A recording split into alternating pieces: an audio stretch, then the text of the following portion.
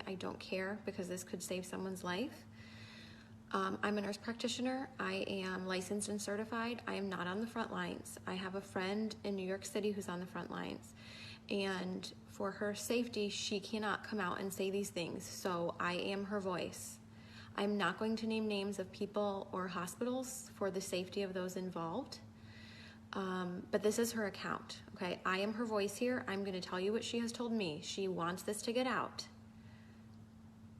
Now, I'm sure this is not the case everywhere. I'm confident. I have friends that are in other places. They're on the front lines. They're in ICU. And it's not like this everywhere. But in New York City right now, in some of the hospitals, this is what is going on. People are sick, but they don't have to stay sick. They are killing them. They are not helping them. She used the word murder, coming from a nurse who went to New York City expecting to help. Patients are left to rot and die. Her words. She has never seen so much neglect. No one cares. They are cold and they don't care anymore. It's the blind leading the blind. Now, a couple of weeks ago, I was on with some nurse friends of mine and we were discussing different medications that could be used to potentially help people. Doctors who were reporting around the country that they were using a combination of medications that were helping people. People were not dying when they were on these medications. They were getting better. Those medications are not being used in hospitals in New York City. What is happening is that they're putting people on nasal cannula. If they require more than 6 liters of nasal cannula, they get intubated, they go on the vent, or they get trached if there's not enough vents. They don't get high flow, no non-rebreather, no non-invasive ventilation, no CPAP, no BiPAP. They're on a closed system, the ventilator, versus a CPAP or a BiPAP for fear that it will spread the virus. Which, by the way, I know a nurse in Florida who was fired for exposing that about CPAP and BiPAP and patients being put on the ventilator, like straight away to the ventilator, to be on a closed system. The patients don't know any better. They don't have family with them. There is no one there with them to advocate for them. So they are scared and they give consent. The ventilators have high PEEP, high pressure, which then causes barotrauma. It causes trauma to the lungs. Dr. Siddell, Cameron Kyle Siddell, a few weeks ago put out a video. He's in New York City, and he put out a video saying something is not right, like we're not treating this correctly. We're doing something wrong. This doesn't make sense. They pulled his video from YouTube and they took him out of ICU because they couldn't have one doctor going against the grain, going against their protocol. The protocol is propofol or some kind of sedation because they're on the ventilator, and IV antibiotics. There's no hydroxychloroquine. They're not using that combination with Zithromax. They're not using zinc, vitamin C, high doses of vitamins A and D. They laugh. This is what she's told me. They laugh at that. She says this is a nightmare. It's out of a horror movie, and I don't want to be a part of this.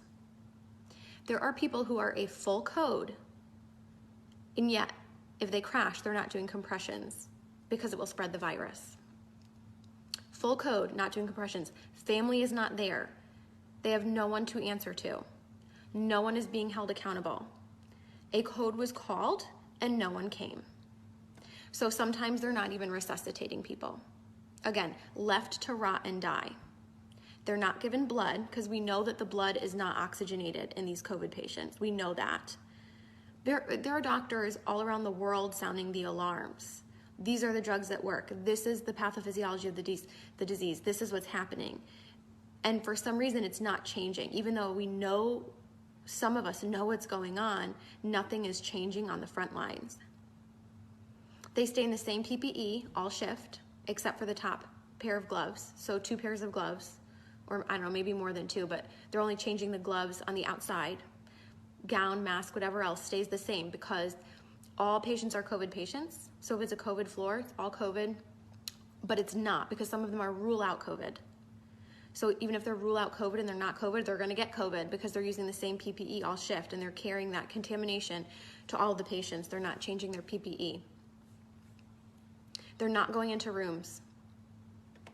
So they're running long tubing into the room so that they can manage the tubing from outside of the rooms. So if they're not going into the rooms, that means they're not assessing the patients as frequently as you would be otherwise assessing your patients.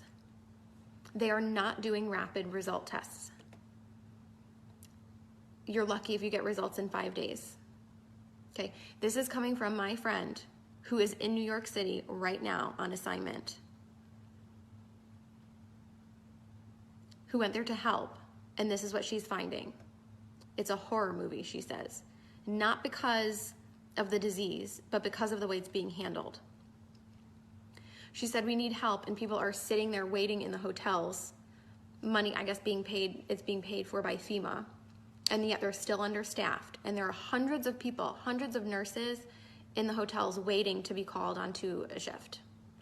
So there is manpower enough if the goal were to actually save people. But resources are not being utilized properly or to full capacity in a way that maximizes the patient benefit or improves the outcomes. The records and charting are crap. And now some of these hospitals in New York City are probably crappy on a good day. So you add in the fear of COVID and the fear of the whole pandemic and forget it. So if you're in a crappy hospital with crappy nurses, let's face it, all of us nurses have worked with crappy nurses before who don't care. So now you add in this, forget it. And they're having people do things that they can't do. So maybe things that they're not proficient in. So maybe a nurse who's not familiar or comfortable with using a ventilator. And it's that figure it out mentality. Figure it out. These patients are critical and they're crashing, figure it out. So nurses are being celebrated as heroes, right? We see how like the fire trucks and the police are like lining up and practically having these parades and celebrating them as heroes. And don't get me wrong, I'm sure in some parts of the country and other ICUs, I have friends that are working on the front lines in ICU and they are good nurses and some of them are heroes. But we have nurses being celebrated as heroes who are killing people. They're not heroes.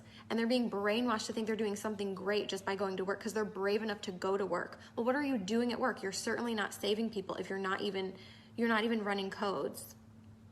You're not even going into patient rooms. You're a coward. You're hurting people. You're killing them. You're contributing to the problem. I know I'm going to get hate mail for this, and that's fine because people are dying who don't have to die. Again, there's no family there, so no one's being held accountable.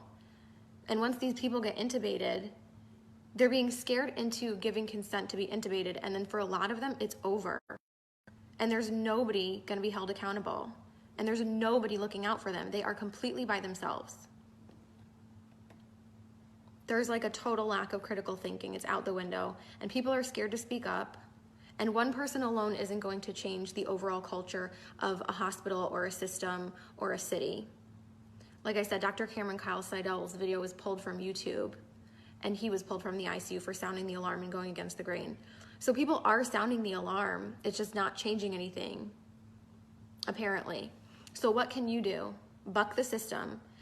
I'm really fortunate I don't have any family in New York City that I personally have to worry about. If there are people that you are worried about, or maybe it's not even New York City, maybe you're in another city that's being really hard hit and you're just hearing really bad things coming out of that city, buck the system.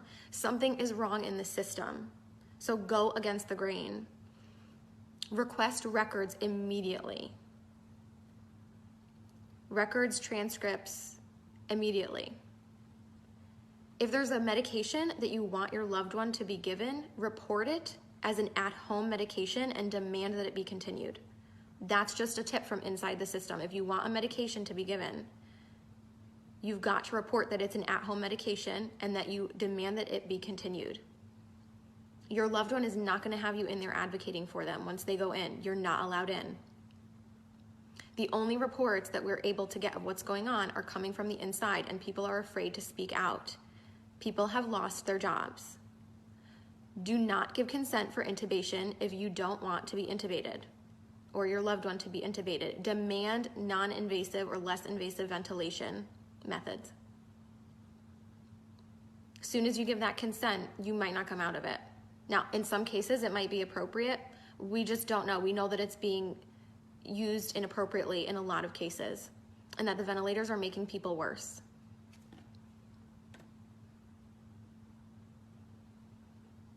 Please share this video, make it go viral. People need to know this. This is the truth of what's going on from my nurse friend who's in New York City right now on assignment.